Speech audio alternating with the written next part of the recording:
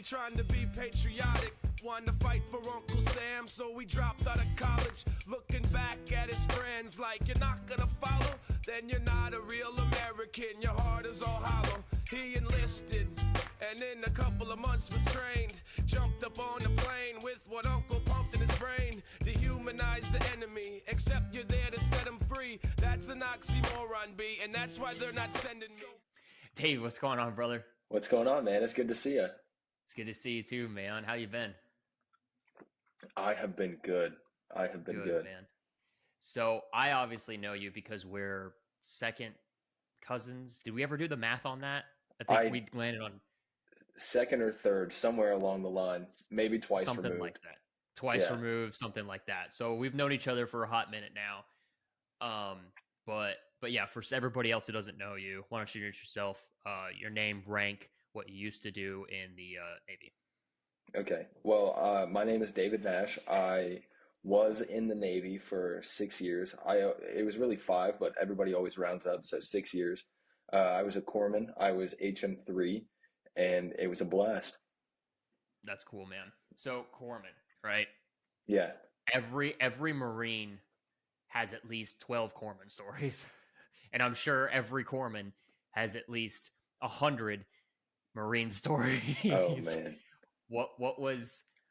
What's the most wild story? We'll get right off the rip. What's the wildest story that you can tell about a Marine doing some dumb shit that you had to triage? Well, so it's like 2:30 in the morning in Okinawa on Camp Hansen, the ghetto. And I get a knock on my door from one of my fellow corpsmen, and they say, "Look outside." So I was just sitting up playing Need for Speed because I'm a loser like that, and I had no other games to play. Need for Speed is good though. Don't get it twisted.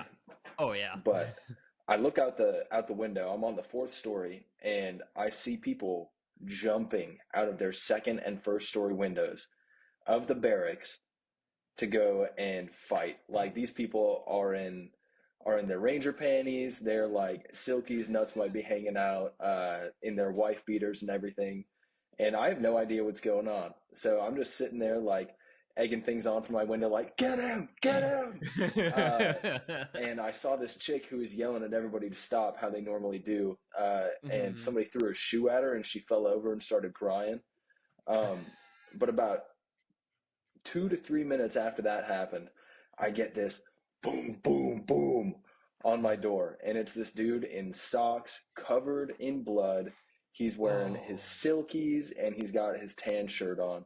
And I'm like, oh, this is not good. So my roommate is this fat little bald guy. He's a really cool dude. I'm not going to say his name, but he's a good dude.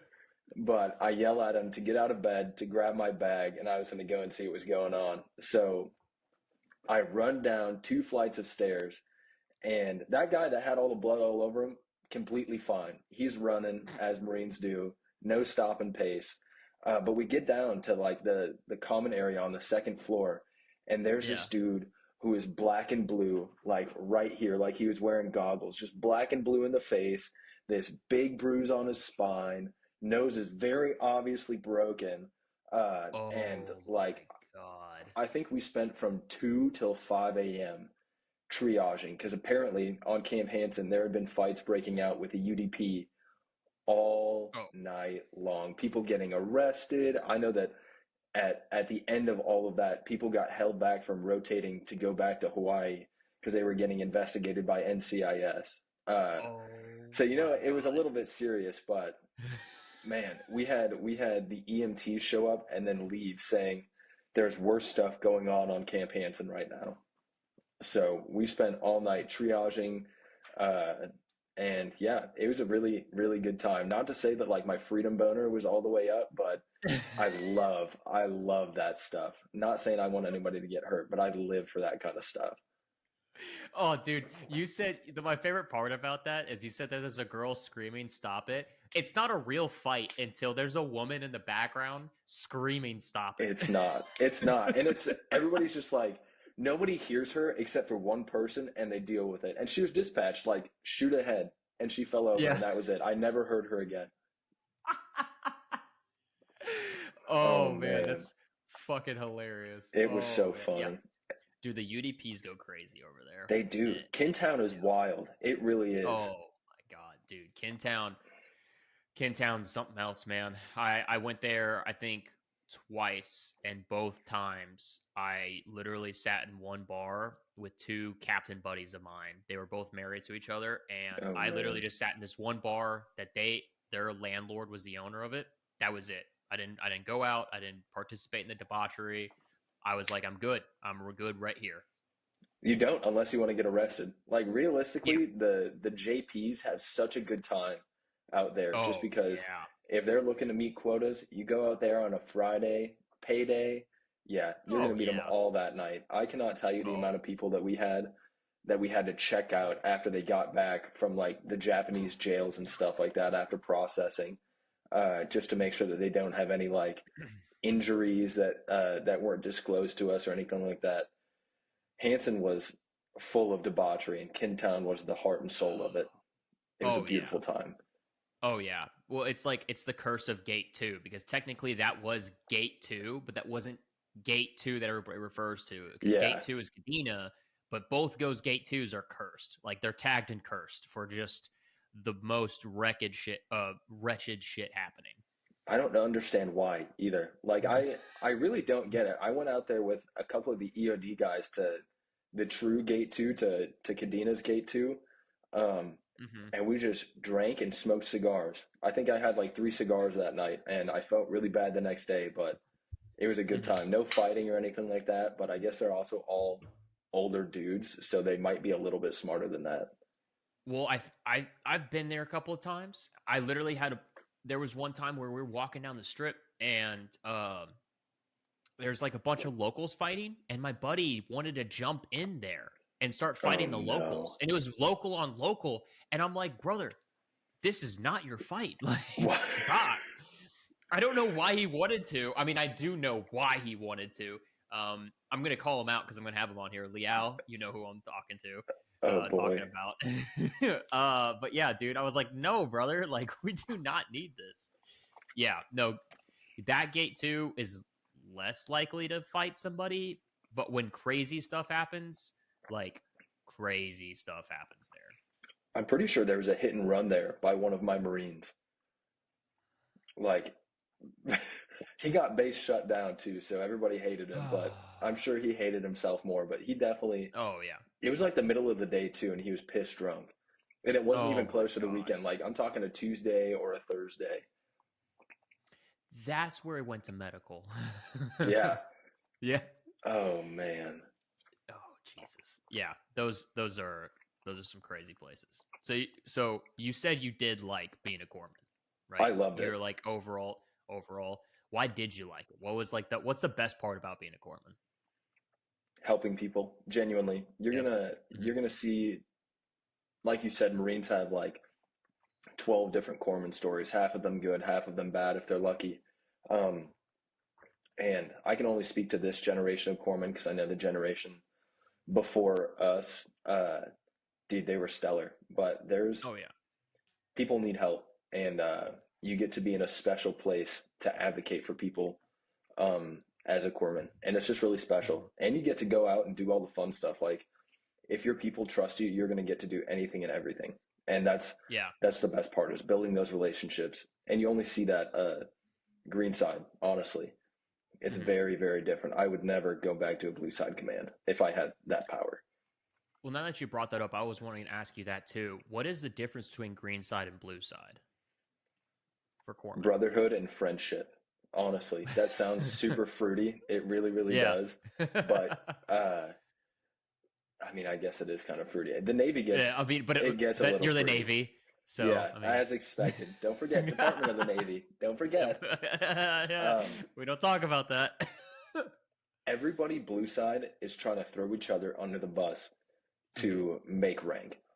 I have never seen that happen green side. Like, when I got promoted to 3rd class, we had just come back from a long weekend of debauchery in mainland Japan. Me and my 3 buddies, and my whole leadership, like my chief, I had like 5 first classes. My chief Mm-hmm. and all 5 of my first classes walk into the clinic as I'm on duty. I'm hungover Mm-hmm. because I just got back the night before. Like I'm not doing Yeah. well. I'm given M's and stuff like that, and they're like, "You want to tell us?" They shut down the clinic first of all. They said, "You want to tell us what happened last weekend?" And I was like, "I have no idea." I said, "I have no idea what's going on, but whatever Martin said, who's my buddy, uh, Yeah. it didn't happen." Yeah. And he's kind of known for just being a dickhead, like just an Yeah. all-around dickhead. But he's a good dude. Like he's super Yeah. solid, and he would never throw anybody under the bus. So I just waited for them to Mm-hmm. tell me, and then they Mm-hmm. were like, "Well, HM3," and I lost my mind because I was at 4 years, 4.5 years at that point, uh, Mm-hmm. and half of that being an E3. So Oh. I like to think of myself as salty there, but really Mm-hmm. I wasn't. I was just somebody's sock under their bed.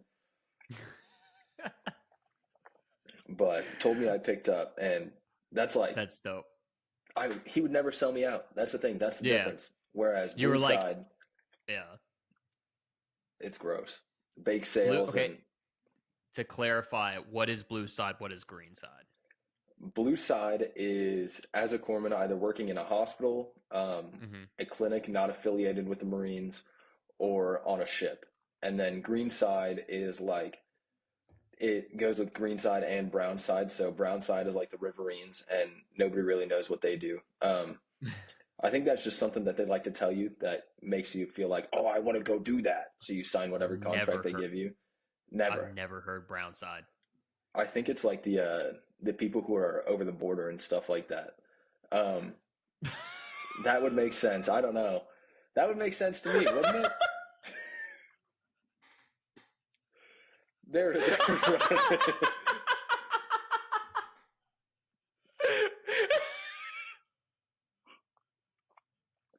I didn't mean for that to get. I didn't mean for that to sound like. Oh, that's funny. I meant river. Talking about river. Oh no. Oh, that's fucking hilarious. Oh, Oh, no. oh my I god. wasn't talking No. about race. I wasn't. I swear. I wasn't. Okay, I'll so die on that hill.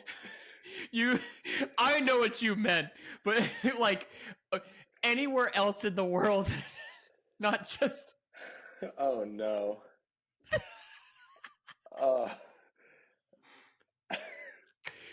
No, I get what I understand what you meant. I totally do with the way you phrased it. oh no. I guess Brown Oh, Side or the Riverines was not the right way to phrase that. yeah. The Riverines, people that patrol the border, because there are Marines that Yeah. have MOSs Yeah. that do that, or they get pulled to Yeah. do that. Yeah. Mm-hmm. Oh Lord. Well, no, I knew a bunch of guys that went down to the border, especially like oh, was it? It had to have been 2017 or 2018 where they were like stationed down there controlling, doing whatever. I don't even know what they did, to be honest. They just said that they were there, played war at the Yeah, border. So dude, one of my buddies who was, I think he was a sergeant at the time. He picked up staff. Dirtbag, complete dirtbag, but really good dude. He mhm. said that basically they drove around souped up Tacomas all day Uh-huh. long, all night long, and just ran around listening to Katy Perry, doing whatever they needed to do. So that is what they do down there, supposedly. And hey, they got a fucking medal for that too. They did absolutely. I think he got a Yeah. comp for it. Oh, he got a comm for it? I'm pretty sure he got a comp, but he also Wow. may have done some stuff. Well, oh yeah. Well, no. So if you went down there, you get the Armed Forces Service Medal or something like that. Ooh. They call it they'd call it the avocado ribbon. Oh man. In their defense, it looks like an avocado. Okay. All right. That makes me It feel actually a little does bit look better. like an avocado. It's like yellow and green, but yeah. Man. Yeah, that's funny. So so you spent time at both blue and green side. Yeah, I got to And be obviously preferred the green. yes, very much so. It's just Mhm. I don't even know how to describe it. I would never ever go back to a blue side command if I had that Mhm. power. Like, Yeah. it's more fun. You get to know people better. The Mhm. regulations not more lax, but it's less political. Like, Yeah. by far, nobody's trying to kiss up so they can do better. There are no bake sales, but it's just like do good work and you will be rewarded. And that's what I live by. I was never good by the volunteer hours and stuff like that to get medals, which Mhm. is so stupid. I just work hard every day. Yeah. Yeah. I'm sure that's shared by a lot of people, and unfortunately, um, it's not something that the military does well. No. And it sucks because that's what it should be. It should be based on your merit, how well you do your MOS, and how well you be a warfighter. You know what I mean? Like, because that's what we are. Yeah. But it sucks that it sucks that it's like that. How did you? Is it like a chosen thing, like where you get to go green side, or like do you get to choose? Is it like, because I heard rumors, like I think we talked about this last time you were at my house. You get to choose whether you're going green side if you're top of the class or whatever. That's out of A school. Yes. Now at least it's that way. Okay. Most of the time now, because I think it's DHA that took over, they're just sending people straight to green side commands. Whereas when I came in and that process was kind of getting, or the reins were getting handed over to DHA from the previous like medical people, Hmm. company, facility, whatever they are. Uh, it was the top person got their pick of the litter.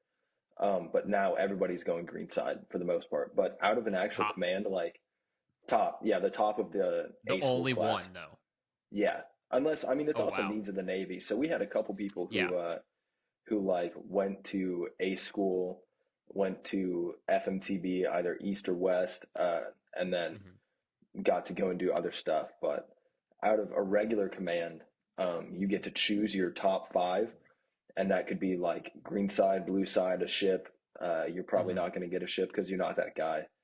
Yeah. Um, but yeah, then you get to choose more or less, and you just don't put 29 palms on there at all. Lesson to be learned for most of the Oh people. yeah. Oh yeah. I got a buddy out there, and it's yeah. No, no bueno.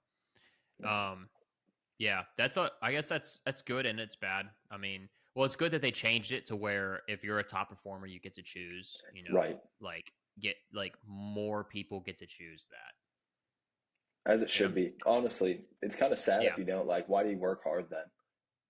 exactly. There needs to be some reward for the effort you put in nowadays, or at least the time that I was in. The more effort you put in, the better at your job you were. You were just given more responsibilities, and then you Hmm. just go home later. Like that was that was your reward for doing a good job, was you got more work. It's kind of how it is blue side. Like, Hmm. you don't get ranked up. Like, I think I had the number one MP, which is must Hmm. promote. If I don't know how the Marine Corps ranking system is, I know you guys have a bunch of weird cutting scores and stuff. Um, but we get a an eval, and you have to take the test, and the test is for corpsman every Hmm. rating of corpsman there is. So you could be dental, you could be a normal corpsman like a quad zero, Hmm. FMF, which is 8404, which is now like Lima 30 Alpha or something like that. I don't know why they change Hmm. those things. But all of those NECs or like the other qualifiers are lumped into that one test. Yeah, So if you're not a dental corpsman, you better learn quick. that's so wild that like you get tested on everything that isn't in your daily purview. Like Right. that doesn't make sense. That you're It's never like going to a do. yeah. It sounds like they just need to break it up into different, honestly, MOS. You know what I mean? They do. The Like, dental corpsman used to be a different rating almost entirely from what I or rate, yeah, because y'all believe. do rates, yeah. Yeah. So like their test was completely separate from ours. They were different from regular Hmm. corpsmen, like two completely separate things, and then they mushed them together, and now nobody ranks up. How often do you go from somebody being at the medical facility or what you were doing to go into dental? Is that like ever a thing? Oh no, you go if you're a quad zero, which is basically like your no specialty corpsman can go Mm-hmm. anywhere, then that could happen, but they have to request it. Um, Mm, but typically, you're going to go right from A school to your C school, which is like mm-hmm. advanced training. Um, Mm-hmm. FMTB East and West is considered C school. Like X-ray Tech is considered C school. So you're a corpsman Mm-hmm. first, and then you go out and you do your other stuff. So typically, right Mm. after A school is when you'd go and become a dental corpsman. So even though you can't really be switched over, and it's a hassle to switch over, and you go to a completely different school for those specific things, to rank up, you still need to know the other guy's job. Yep, makes sense, right? It definitely makes military sense. I don't know if it makes real Indeed, sense, it but it does. makes military sense. Yeah. I think Yeah, there were that's more wild. questions from the dental exam or from the dental like bibliographies and stuff like that, the bibs, Mm, than there were from the quad zero corpsman, like just general knowledge. that's irritating. It's horrifying. And then they wonder At why they have people who have been in for a year and a half ranking up so fast and then causing the organization to crumble. Yeah, and then you have those salt dogs who have been in for a hot minute that barely make past E5, you know what I mean, or E4 or whatever. You know, they Yeah. just get stuck there because either they're not good test takers or whatever. That's so wild. We Yeah, had in my that's first command in Portsmouth, we had a dude, hmm HM3Z. I won't say his full name because he and I weren't hmm cool like that necessarily. hmm Uh, but he was a 9 year HM3 who within, and he was at the hospital or at a hospital the whole entire time. I think he hmm went from a clinic that was affiliated with Portsmouth, Virginia to Portsmouth, the hospital there. And then within like 6 months of him leaving Portsmouth to go to a hmm ship, he picked up second. And then within another year of being there, he picked up first. So it's just crazy. Like the difference between blue side and green side and blue side hospital wise, ship wise, like it's Yeah. atrocious. Well, and what's crazy too is like, I guess, I mean, I don't know. I feel like blue side's definitely necessary. You know what I mean? It is. There needs to be that. But when you talk about the actual capabilities of a forward deploying military, green side's like probably more important at a lot of times. You know what I mean? And so for them to allow that opportunity of promotion if you play the game and all that stuff only on the blue side, it just seems like redundant. It is. And that's why you see people getting out, like the people that really truly care Mm-hmm. about the work that they do and not just Mm-hmm. making money, which is also very, very important. Um, Yeah. it just doesn't happen. Like it doesn't make sense the way that they have Yeah. things structured and why it's impossible to pick up rank when you're green side. Mm-hmm. Is that why you got out? Was because of all the politics, the way you just didn't like the way the whole Navy did its whole like its advancement and just everything like that? I was frustrated, honestly. Mm-hmm. I was probably having the most fun of my life, but also like the most mental anguish that I had ever been Mm-hmm. through when I was in Japan, which was the last place that I was Yeah. stationed. Just frustration with how things were going, with where I was at, like, and just not feeling like myself. Like the wheels were kind of falling off over there for some reason, just Mm-hmm. because the transition of being around everybody you know to going somewhere alone, and like this was when COVID was going on too, so base Oh was yeah. locked down all the time. Like you can't buy liquor unless you were a an E4, which obviously puts a damper on things. Um, Mm-hmm. but it was just rough. Honestly, I was. You can ask anybody that I was stationed with when I was in Okinawa, like any of my fellow Mm-hmm. corpsmen. I was an angry dude, and I've never been Mm-hmm. like that before. So Mm-hmm. that was why I got out, and I missed my wife as well. So if that makes me sound like a pussy, so be it. No, But no, dude, that's a totally legitimate reason. um, so it was more of like because I know that for a fact. Like I went through a similar thing. Okinawa does being overseas does change you, and not in the best way sometimes. Yeah, Some people do better at it, or some people get put in positions where it's allowed them to be better about it. However you want to look at it, but Okinawa is definitely weird, especially for those who are over there during COVID. It wasn't. It took us so much longer to get back to normal than right. it did stateside. Um, it was only a couple of months, I feel like, when maybe less than a year when stateside got to normal. 2 years later, I mean, like a year and a half later, we're still wearing masks, like mandatory. Like if you Yeah, get caught outside, you couldn't even if you could go off base, and if you got caught off base without a mask in JP, easy. right. Immediately, like without Oh question, yeah, no reasoning or anything like that. And that's where people who had caught COVID already and had like long-term issues, we don't have to get into all that, but yeah. like people who legitimately could not wear stuff like that, who were legitimately sick, being forced and not being able to, it's a fumble big time Yeah. on behalf of Navy medicine. Mm-hmm. Oh yeah. Do you think?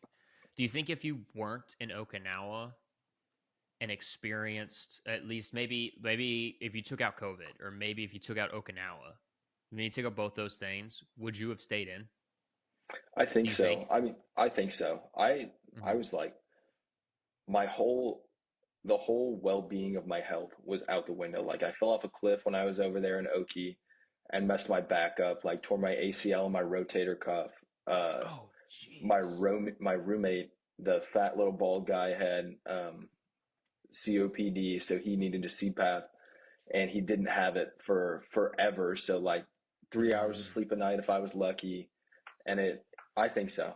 If if I was back in the States, or like the dice were rolled just a little bit differently, I think I would still be in because I mhm. loved it. I really did. I adored Yeah. every second that I was greenside, even the parts that sucked, like the 12 Hmm. mile rucks and getting rained on in the middle of cold season when you get told to go slick, so you only bring your tarp and you find out the tarps aren't waterproof. Oh yeah. Yeah, because they've been passed down from generation to generation of Right. Marines. So, yeah. Um, do you regret getting out? Kinda, honestly. Kinda? I kind of Really? do. The transition process was worse than anything I had gone through when I was Mhm. in Oki.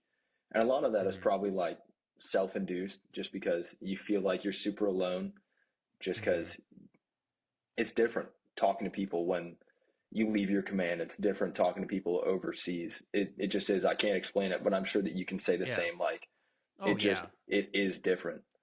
I'm still no, I totally get that. I'm still trying to get one of my Marines a Navcom. When I wrote up for him, I talked to many high-ranking officers that had the power to do that. I'm running into issues where people won't do the things that I know that are super easy to do that for him. And so like I still want to do that because he was my kid. And so yeah, I totally get that. Where where you still have those ties, and it's hard to just like all of a sudden one day wake up and be like, "Well, that was it. I'm done." Yeah, like whole Because chapter of your life closed off. yeah, like it's you think it's like never ending while you're checking out, while you're getting all your stuff in order, everything like that. You're like, God, this is such a long process. But then the day you wake up and you're like, holy shit, that was it. That's it. It's over. Yeah, It's weird. it's different. It seems so sudden. It is. And you look forward to it. You look forward to getting out, and then 6 months to a year later, whenever you come out of that haze of, man, that was real. Like being in the military wasn't just a fever dream. Uh, Yeah. then you look back and you're like, wow, I really, really regret that. And Hmm. I'm so grateful to be in the position that I am. Like, I think within 72 hours of coming back to the States, I got married. Hmm. Like, I don't regret anything that happened, and I wouldn't go back and change it per se, but I definitely wish that I could have everything I have now, but still have Hmm. stayed in, It's which is, interesting. Yeah. No, I think I do you think you'll ever try to join back up, maybe do reserves or anything like that? Oh yeah, I Mm-hmm. actually plans are in motion. Mm-hmm. I'm gonna probably join the reserves in August of this year, Okay. and then once I finish nursing school, I'm probably gonna go back Mm-hmm. in as an officer because if you're gonna piss and complain, you better do something about it. Yeah. Somebody told me a while ago while I was in, they had said that and I was a staff NCO at the time. And so he's like, "You don't make any fucking decisions.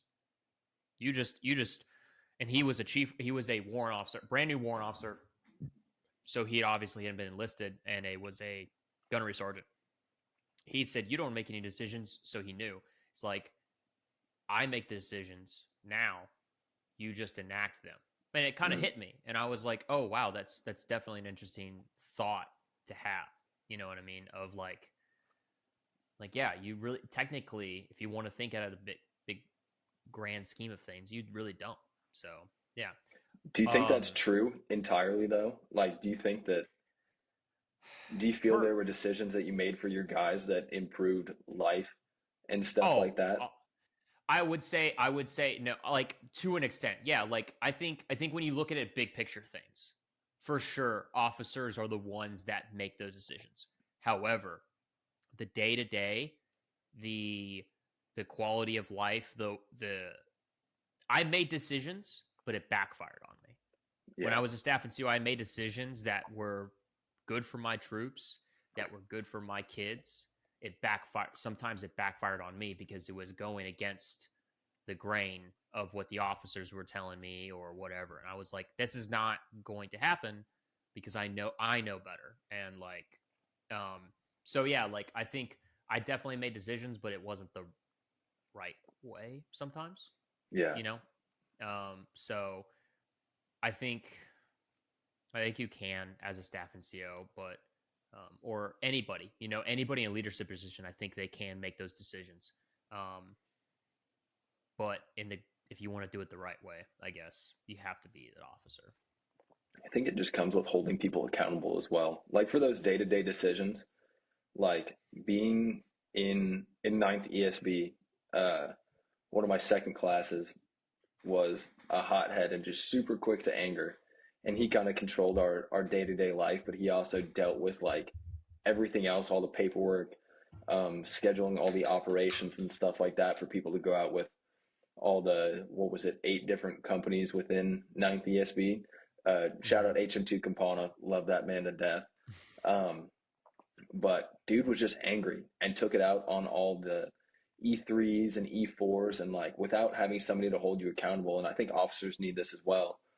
Um, you become whatever you swore not to be, like the person that would make life hell for everybody else around you.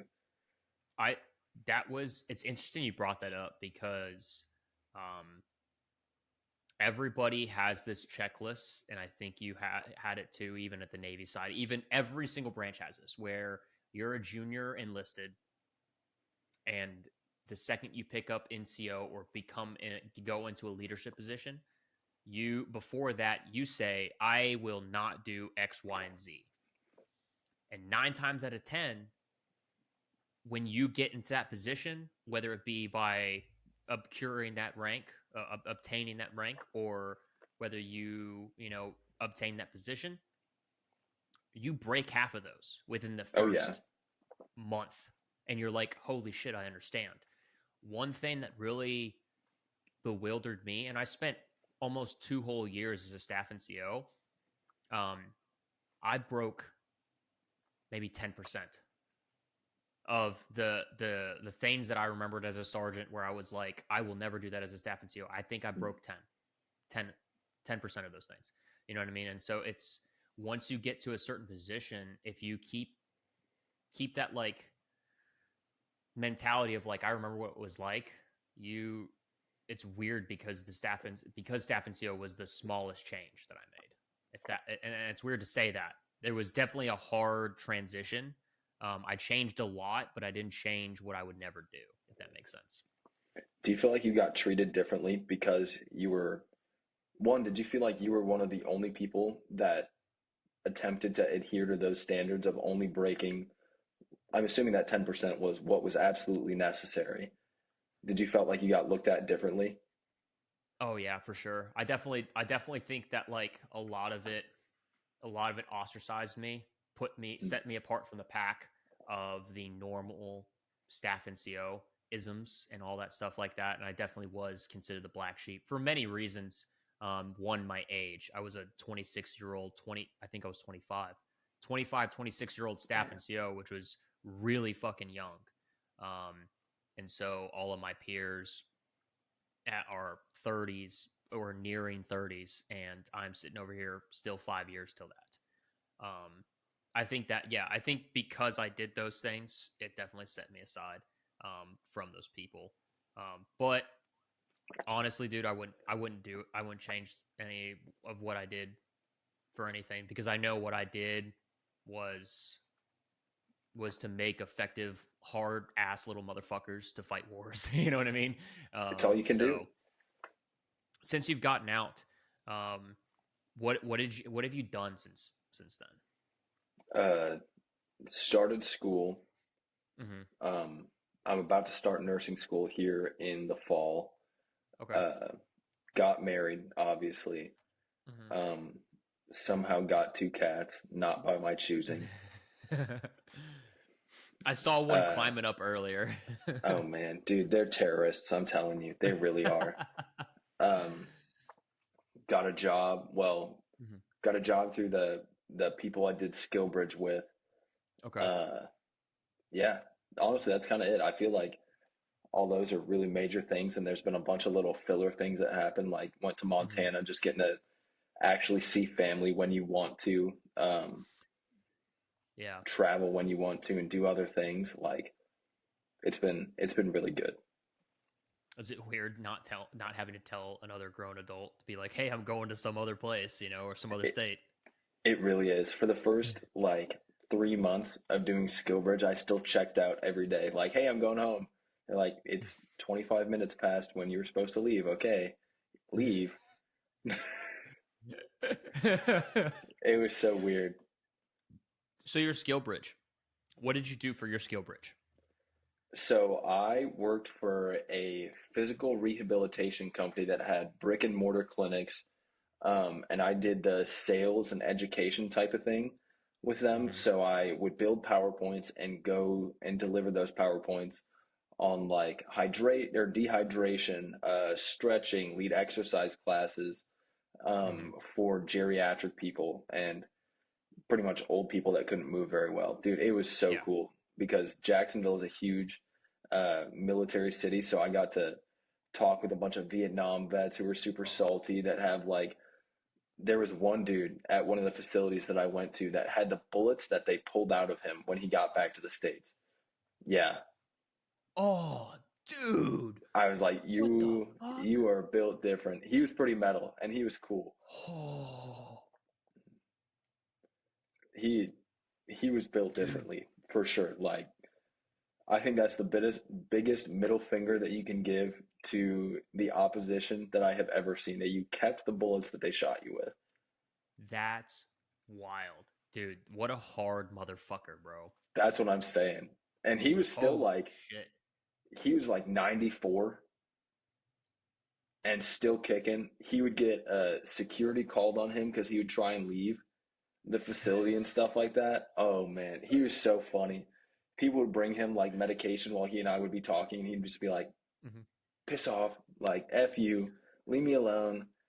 Oh man, what a good dude. Honestly, Oh different yeah. generation. Mm-hmm. That's crazy. Did wow. I can't even imagine that. I knew some people kept some war trophies in a way, but I've never heard of that. That's wild. Dude, Bullets that they pulled out of you. out of his shoulder, That's out of his shoulder. He still had the scars to prove it too. It was crazy. oh my gosh. Yeah. I wish I could have been that guy. I wish hopefully someday I'm that guy. You and me both. uh yeah, right. What did your military background, like you being a corpsman and everything like that, did it help with doing the skill bridge? Like, did you transition to something that was parallel or like exactly what you wanted to do with Skillbridge, what you want to do outside of the military? Not at all, honestly. Like, I thought that I was going to be working alongside like a physical therapist or an occupational therapist, learning, like assisting with patients, and that was not it at all. The Mm-hmm. company that I went to did not have a very good or a very well set up SkillBridge program, and they were still new into it, so I like to give them the benefit of the doubt. Yeah. And one of my bosses that I worked with is now heading that program up, and she's super good. Mm-hmm. But no, not at all. Like a little bit making those PowerPoints of my medical experience transferred over, but you can't tell somebody who's 87 years old, more than 3 times your age, like, hey, dickhead, drink some water or you're going to die, you moron. Like, you have to deliver it a little bit softer and give them some Yeah. reasoning. Like, you can't put tequila in your camelback and go on a ruck, or you will pass out, and I will sling the silver bullet and add you as another notch. Like, you can't say that. Yeah. No, so how did you have to adjust to that human side of the world? What was the hardest part, I guess? Cursing. Cursing? Cursing. Yeah, the first place that I went to deliver one of my PowerPoints, um, I was with my boss, who is like, I don't know how I got stuck with the super empowered, like feminine leadership and stuff like that. Like the man is always wrong. That dude sucks. Like would rather be trapped with the bear. Um, Oh no. I don't know how I ever got stuck with that side of leadership because I've got 3 little sisters. Like I don't hate Yeah. women or anything like that, but it's like I'm also intelligent and I'm gonna speak when I know I'm right. So the first time I went Mm-hmm. to go and deliver one of those speeches, Mm-hmm. I dropped the F bomb 3 times, Oh no. and I was no longer welcome at that facility. They were. Oh my. I'm good at public speaking, so Yeah. like I was making eye contact with people while I said this stuff, Yeah. Mm-hmm. and uh, they were like, I felt threatened by that young man who has tattoos and a mustache Oh. because I didn't have a beard at that point. Mm-hmm. Like, is this man a pedophile? Is he here to scoop me up? Why is he cursing at me? I don't know. I found out that mustaches are heavily frowned upon in the civilian sector of life. Really? Yeah, heavily. It is not a good thing to have a mustache. You are almost immediately labeled. Well, already then. I mean, I can grow facial hair, not very well, but I can, and my wife won't let me. But well, that's another conversation My for wife another hates the time. beard. It's okay.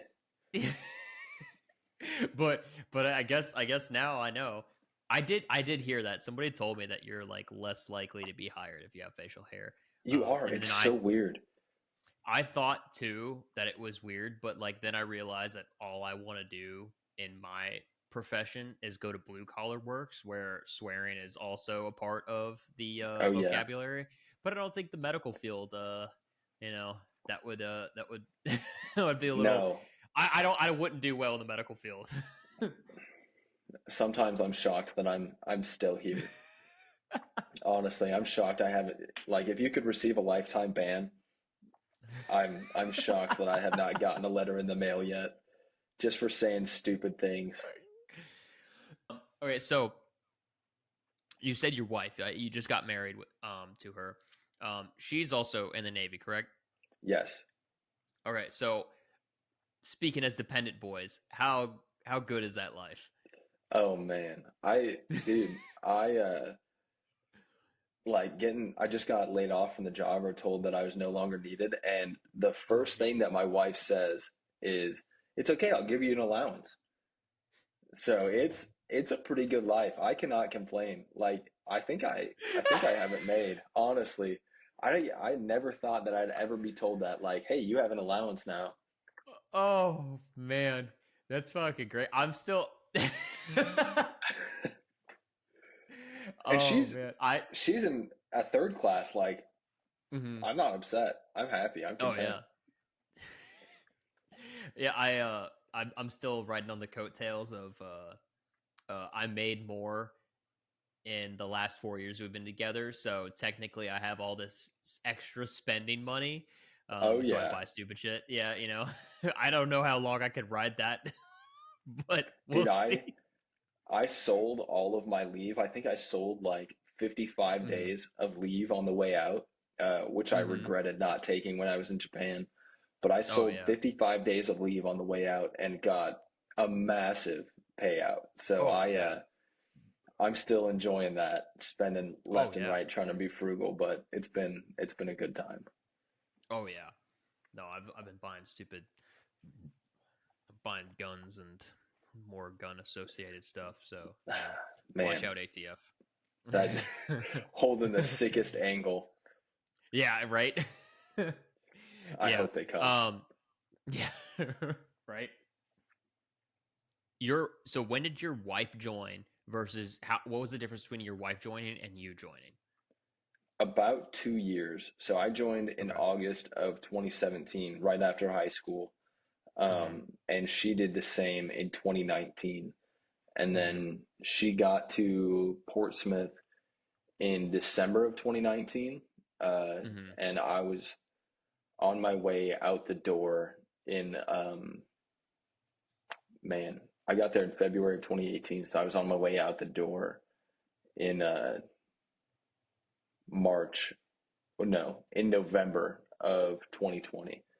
So she got there pretty much right as I was leaving. Okay. Do you ever give advice to your wife, like as the senior person in the military, or like that experience that you've had that's a little bit senior? Do you ever give her advice and is like, maybe you should do this? I don't know. I've learned my lesson to not give advice. Learned it probably not as quickly as I needed to, but um, man, that's where that difference between being green side, being with the Marines, Hmm. and being blue side comes in. Because Hmm. my wife and I did the same thing. Like she was a Hmm. corpsman, I was a corpsman, Hmm. but it's very, very different. And I seem to have forgot that you can't really just tell somebody like, "Hey, dude, you're being an idiot. Like, piss off, get out of my face," or like fight them uh, Yeah. to assert your dominance. Like, I remember I was in the office in Okinawa, and there was this dude who was probably like 5'5", Hmm. maybe 80 pounds less than me, and he was talking a lot of smack. Like, I can't even. Some of the things that he says, I would not repeat Oh, with colorful jeez. language. Like he was saying some One of pretty those horrendous people. things. Yeah. And what's so funny is that when he went out with my EOD boys, dude Hmm. was a moron. First of all, I think I told you this. When he went out with my EOD boys, they were Hmm. kind of questioning him, vetting him to see like, hey, is this guy viable? Hmm. Is he going to work well with us? And they asked him how long it took for you to bleed out from the brachial artery or the femoral artery, and he said something Uh-huh. like 10 minutes. Um, so yeah, I did not like this guy because those were my dudes. I cared about them a lot. Uh, Oh, dude. but Dude, this is didn't after wasn't it that. Ken? Wasn't it Ken who told you that? I'm pretty sure Ken texted me and this other one of our other corpsmen who's really tight with all the EOD guys named Harvey, Uh-huh. who is Uh-huh. also out now, and he's like, "You guys need to make sure I never see this kid again." Oh, And they dude. never saw him again. Um, but yeah, he was talking a lot of smack, like I'm smarter than you. Like he had picked up faster than me because he came out of A school, Mm-hmm. picking up rank for some reason. But he was like, I outrank him. Like, no, you don't. I've been in this rate longer than you have, and I know more than you have, and I Yeah. actually know my stuff. So he's like, "You want to settle this right now?" I was like, "I'll fight you right now, dude." So we put our little Yeah. in the middle of our admin office, we put a little sign over the door that said "Be back later," and I beat the piss out of this kid. I beat the snot out of him. I don't know what he thought was going to happen because I was like 220, 215, and he probably weighed 140. I'm like, I don't know what you think is going to happen. Oh, Even if I'm no. incompetent as a fighter, like, I'll just Yeah. lay on you, dude. Drop the people's elbow. I don't know what he thought was going to happen, but he did not Oh, talk to me for man. the rest of my time there. Oh, yeah. Dude, that there has to be something said about being able to throw hands when you disagree with somebody. You know what I mean? Like we're all fucking animals at one point. You know what I Yeah. mean? Like especially men. We need that time to be like get that animal roots and be like, dude, just fucking fight me. You know what I mean? Because I've done Honestly. that before too. Like when all logic goes out the window and you can't logic stupid. You can't No, you argue with can't. stupid. You just have to be like, all right, dude, like let's fucking go then. I'll never understand it. Yeah. It's necessary. It really is. Like, Oh yeah. I'd never seen that before Greenside.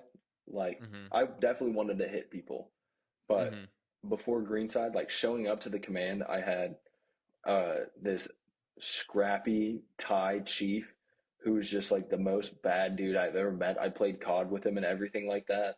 Uh, Yeah. and he's like, listen, he sat everybody down. He said, if you have a problem with somebody, we will handle this in house. Like, I will never file a complaint that is not super outlandish. Like, obviously, if somebody was getting like, if it's a sapper case or something like that, somebody's probably going to get in trouble. Oh, But yeah, for sure. if it's anything else, you're gonna handle this like men because I think we had two females in there and they were roommates. Mm-hmm. But everything else, everybody was fighting, dude. It was a great time. Mm-hmm. It was I remember my kids coming in one day and they're like, "Oh yeah, like I got the like he and I arguing or whatever like that," and like I think they were griefing their presenting their problem with the sergeant or whatever, and I look over and I'm like, "Bro, I got the keys because we had this whole separate room that was called the oh mat man, room that had all of the mats and everything like that, and some gym equipment." I'm like, "I got the keys to the mat room. Y'all want to fight it out?" and they're like, "Yeah," and so I'm like, "Oh, go." I made a point to heat up my food and then go watch them while eating. So I'm just sitting there watching them fucking brawl it out, just going like,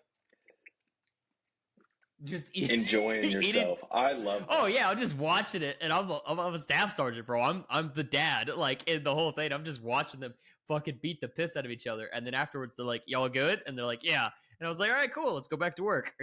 That's what you need, and that's Yeah. that's why I can't give that advice. That's why I can't really speak up. Mm-hmm. One, because I'm learning as somebody who is newly married that you don't need to solve all the problems. Mm-hmm. And two, like my experience is completely different. And my Mm-hmm. experience when I was blue side was completely different because I had my LPO or like my leading petty officer Mm-hmm. was one of the first people that went through the SARC program. So he was like, Mm-hmm. he was a bro. He really was. We would Yeah. play football on the weekends, like give each other IVs and stuff like that. Got to Mm-hmm. hang out with some SEAL dudes when we were in Virginia. Like That's dope. he understood, but with my Yeah. wife, it's completely different. It is completely different where she works at here in Jacksonville. Like if you speak up, you're gonna get written up. Like if your people mess up, you're gonna get written up. You cannot open your mouth. And Yeah. I learned that my advice just doesn't translate here. Yeah. That's very similar to what I have too. My wife being Air Force, right? Like I tell her like this is what I would have done in that situation. And it's different too because like we're obviously men, our wives are obviously women, so like for them they can't do the same things that we would have Right. done for any number of reasons. And so for us giving advice, it's so hard. Like, oh, I would have done this in the situation. You can't take that to heart. Even if they were in the same MOS or the same exact situation we were in, they still can't take that exact same advice and utilize it exactly how we would have It's because just they not are viewed the same. females. Yeah. And there's It's so not. much more It's not. pettiness behind it, like and real emotion and stuff like that, like things that people hold on to. Like Mm-hmm. I've fought other people while I Mm-hmm. was at Greenside and like the next day or that weekend we're hanging out, like we're going and doing Yeah. stuff together. Like Oh yeah. it's just how it is. Like just because we disagree Mm-hmm. and we fight doesn't mean I Mm-hmm. hate you, but it's not that way when it comes to blue side or I mean honestly women in general. No, Not speaking for the absolutely. masses. No. There's obviously exceptions that, uh, you know, disprove the rule or whatever, but however, like being a female, and I've had like I mean, I know you've probably had this experience too. You get a unique perspective um, of being a woman in the military when you're married to it. Yeah, It's, man. it's about as close as you can be without obviously being an actual female, at least in my opinion. And I'm not saying that I speak for all the. I'm not Lorax. I do not speak for all the women, but um, but like, but you know what I mean. Like you get a unique perspective because like that is your wife. Oh, that's your wife. Um, that's your wife, and so you have such a much more emotional buy-in, and Right. also get to have that firsthand experience because what they may not say at work, they're coming home and they're telling you. You know Yeah. what I mean? They're going to tell you how they felt in that situation, what their perspective was, and what they wish they'd done differently, everything. And so you get that and you're like, holy shit, I didn't even realize that. And I don't know if it's the same for you, but as soon as I got married and as soon as she joined the Air Force and she started working, I just my eyes opened up way more to how I treat females in the military. And I don't Yeah. degrade them or think less of them or anything like that. I just learned how to be more of a better Marine and a better man to those individuals. I was picking that up while I was in Japan, especially with Mm-hmm. like some of the one I got much more defensive. Like after I started seriously dating my now wife, then girlfriend, obviously, Mm-hmm. I got much more defensive. I'm like, man, I understand dudes in the military. Like, we are not great. We are not great. Oh, dude, we're At least, terrible. yeah, a lot of us, honestly. Like, there are some good Oh yeah. ones, but there are a lot of just terrible dudes. So I got much more defensive over my wife, and then like the females that I was around. Like, we had two female corpsmen, and Mm-hmm. I always made sure when they were going out on field ops, like, hey, you're gonna have another like either Marine that I trust there or another one of like the male corpsmen that we have, and that's what happened most of the Mm-hmm. time. Just because, dude, there were stories of people getting like assaulted and stuff, females getting assaulted in the barracks on the first floor, right next to the duty desk, like two rooms away. Uh, so yeah, being married and in relationships and like understanding that definitely changes who you are as a Mm-hmm. leader, as just another enlisted personnel. Like it changes things. I yeah, I remember this very vividly because I remember my wife came like was talking about it. It's like, oh, the men in the military, the men in my shop treat me so much differently because I'm a female, and it irritates me. And so one day we're in the shop, we're talking, talking just dude shit, especially in Marine shit. You know, you've been in those shops where they Oh just say yeah. random stuff. We were talking about the weirdest place we had sex, and everybody's going back and forth about talking about their story. And my female Marine, the only one I have in the shop, and I think at the time the only one in the whole platoon of like 80 Oh Marines, no. comes in.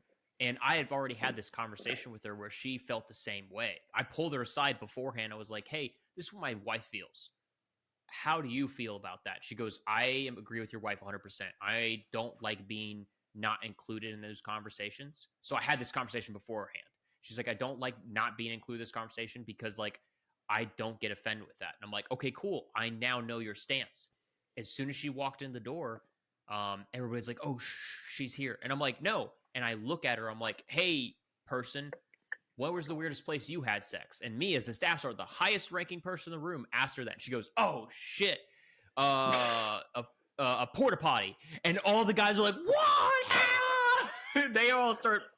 They all start freaking out. And I'm Oh like, man. and that like, that included her into that. And that made that, that alone made more, that was more equality than what we all preach in the Yeah. Marine Corps. You know what I mean? That right there was, I feel like, I'm not tooting my own horn, but that right there was more equality than I think a lot of these programs do in the military. And it Were you just nervous irritates me. still? No, because I had a very long conversation. I would say kind of, because I don't think I knew her at the time very well, but but but honestly, like it was just we had a long talk about it, like after work, because my wife had just come home and she was telling me about something that, again, similar that happened to her, and I was like, Yeah. I don't want to be that leader. You know what I mean? I want to be the leader that all of my Marines would literally die for. And so I asked her and I said, how do you feel about this? Because I've gotten this new perspective. And she told me that that's exactly how she felt. And so I wanted that inclusion. So yeah, it's super weird. I'm not gonna say It weird. is. It's definitely a different beast that you have to approach. Yeah. Like the people that I worked with were all super cool, but again, there's just like that stigma, that nervousness around from being a guy to being a woman, the other gender. Uh, Mhm. like, man, you got to be quiet. Like, you got to keep it shh. Like, Yeah. unless you truly know them, which Hmm. would obviously happen in that conversation. But man, Hmm. it can go south so quickly. It really can. And I had that my trust in her, because she was a hard hitter. I actually wrote her up for an award. She's the only Marine that I've written up for an award and went through. Man, So I succeeded as a staff at CO. I wrote a Marine up look for at you an go. award. I know, right? The only my next goal is to write a Marine up for an award that I've never achieved, which is what I'm trying to do now. So as soon as I get that, that'll be another checklist off mine. But Look at you go. I know. But like I knew her and she had developed that trust with me, and I'd like to think that I'd developed that trust with her. And that's just and that applies, I feel like, to anybody, especially nowadays. You have to have that trust with those people that you work with. And you have to Yeah. have those conversations. Like, can we joke about this around you? Before you can truly lead, you have to have some sort or resemblance of a relationship so that people can know your heart and just kind of understand who you are and where you're trying to push them, like knowing that you have good intentions. Otherwise, it's lost. It really is. And you can see Exactly. that like with the way that you've had to deal with your upper leadership and like I've had to deal with my upper leadership. Like, hey, this is coming Hmm. down from the pipeline. Well, that's stupid. Like that doesn't work. We've already been through that, tried that, and Yeah. it doesn't work. But if you understand them, you're gonna know like, okay, I don't think this works, but I trust you and believe in your leadership enough to know like to give you a shot. Yeah, absolutely. No, the trust, building that trust is a huge thing. And like you said, the intentions are another Yeah. huge thing. Yeah, for sure. So being an HM3, right? Right? I'm saying that right, because I still Yeah. Navy ranks still confuse the fuck out of me. Hospital corpsman third class, Okay. E4. E4. So you when we spoke before, you said that you were more in charge about who's getting sent out to what ranges, what support, to different ops and different whatever's going on. As an E4, did you find that hard? It was definitely weird because that wasn't like my given um, responsibility because we had a bunch of people who picked up at the exact same time. Uh, but like, obviously, there are people that you trust more that you know, like, hey, that person's going to do a good job. So I got kind of tasked with that responsibility by that second class. Hmm. Like, hey, I need you to help out. Like, hey, you're a little bit close with these people. Like, what's going on? So I would kind of like assist in picking and choosing. Hmm. And there were certain people like, dude, we had one guy who I'm not going to name, but he was just a dickhead. Like in his fields because girls didn't like him, but he was also like one of those. He was basically an e-girl as a dude, and he was just a weirdo, like pissing and complaining about each and everything, like woe is me with everything that Oh, happened to jeez. him. So nobody really liked him, and he kind of just harassed every single female like that Oh he my would ever god. run into. Like the dudes in a Call of Duty lobby that they'll hear a chick and they're like, "Is that a girl? Is that a Is that a girl?" girl? Yeah, that was him. Like, let me show off. Let me turn on my hacks. Um, Oh my god. that was him, and it did not look good for him with anybody. Uh, man, so like things like that, like the Mm-hmm. direct personnel. Um, I, for some reason, even though I was super bitter when I was there, like I was really good at raising morale just because Mm-hmm. I understand what's fun and I like people. Mm-hmm. So just because of my personality and who I was around and who I knew and Mm-hmm. like getting close with them, I got put in that Yeah. position. But it was definitely weird. Like it was really odd because there's people who had been there longer than me. Like I was the newest person Yeah. and I'm getting put in charge of things because I'm not an idiot. It was weird. Well, it's good to see that actually happens where you're not put like you're not an idiot, and so you get put in those positions where you're like, um, yeah, like I actually make decisions that affect the betterment of the mission that I'm doing.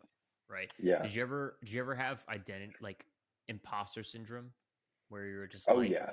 I'm an E4, like I shouldn't be making these decisions. However, like obviously every people obviously looked up to you um and said like this is the guy. Did you ever be like I don't rate this or I don't qualify for this? It was mostly when I was with the Marines, like specifically Mhm. EOD, Mhm. because granted, the generation that's in the military now, most have not seen like real active combat and stuff like that. So Mhm. being with them, I was like, these are all older dudes, and they're expecting me to understand and have experience with these things. So it wasn't necessarily with like my leadership position that I had that imposter Mhm. syndrome, but just as like a corpsman in general, because I hadn't done anything that was worthy of being or of having any sort of notoriety, but these dudes are trusting me with their lives. Like that's genuinely what it came down to. Because unearthing explosives, even if we're 30 minutes away from base, like it's still dangerous and people could still die. We had one dude in one range that got hit with shrapnel on the Oh same day jeez. twice. So nobody stood next to him, but I was always like watching him. Uh, but that's where I got my imposter syndrome. Like, if something really does kick off, I know what I'm doing, but these dudes trust me and they Mhm. expect me to know what I'm doing, but I have never been tested. So that's kind of Yeah. where it came from. I think that's it's I see that a lot in the military now, or at least while I was in, where everybody and I suffered this too, where I was, you ever never feel like you're tested. However, if somebody had said, "Hey, you're going to the shithole, you're going to the trenches to Ukraine tomorrow," 9 times out of 10, people would say yes, and I'm sure you would say yes too. Yeah.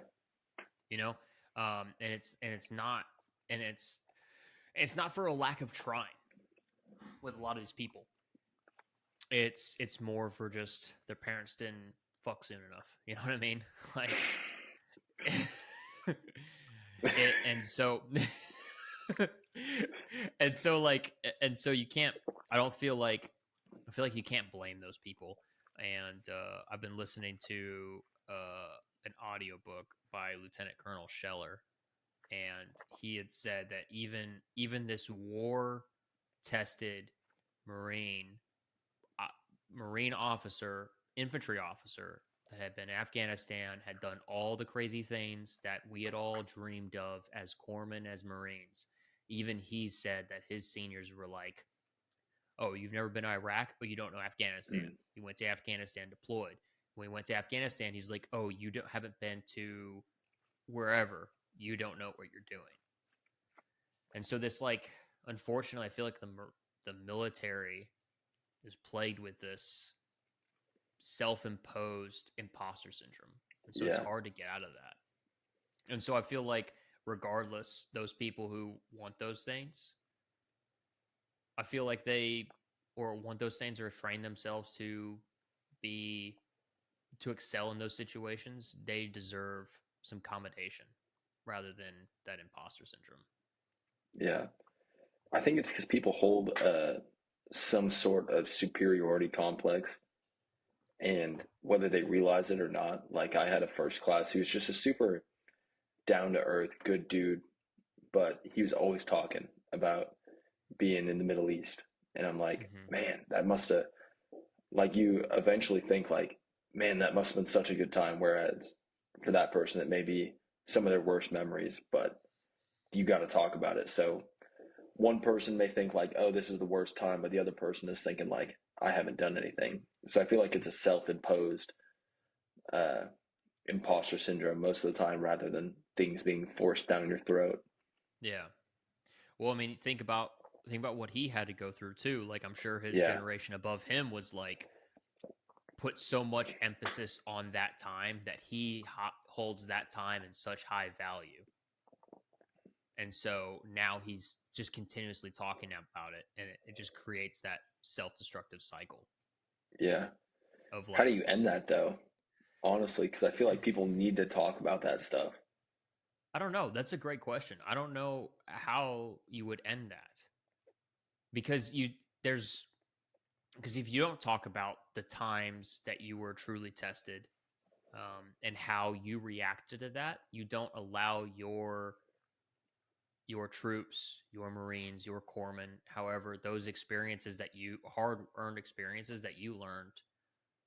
But I think one of the biggest sayings, at least, and I'm not saying that I have any sort of real combat experience, but what I tried to do was I tried to emphasis on my younger Marines of my mistakes Yeah.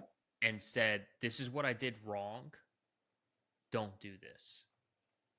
And so made it to where I wasn't high and mighty, I wasn't perfect, and said, because I've made mistakes, don't recreate those mistakes, don't do the same thing I did, and do better than me. And I think that's a biggest thing. As long as you emphasize that as of like, I'm not perfect, you need to learn from my mistakes so that you don't do that. I don't know. That's just me though, or at least what I tried to portray.